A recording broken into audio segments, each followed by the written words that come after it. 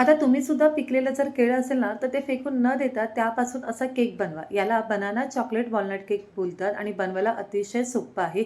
इथे मी 2 मोठी अशी केळी घेतली आहेत आणि भरपूर ती पिकली आहे. यामध्ये दाखवलेले सर्व साहित्य घ्यायचे आणि छान बारीक करून घ्यायचं. याचं आपल्याला एक बॅटर तयार करून घ्यायचं आहे. इथे आपण कॉफीची पावडर आहे ना, ती वापरली आहे.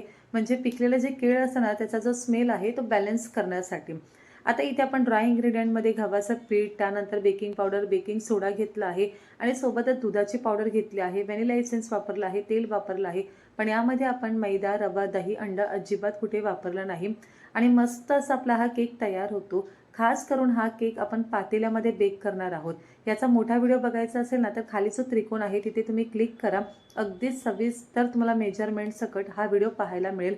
तर तुम्हाला व्हिडिओ कसा वाटला मला नक्की कळवा आणि आता पिकलेला केळ असेल तर फेकून न देता तुम्ही सुद्धा मस्त असा बनाना वॉलनट चॉकलेट केक घरच्या घरी बनवून पहा.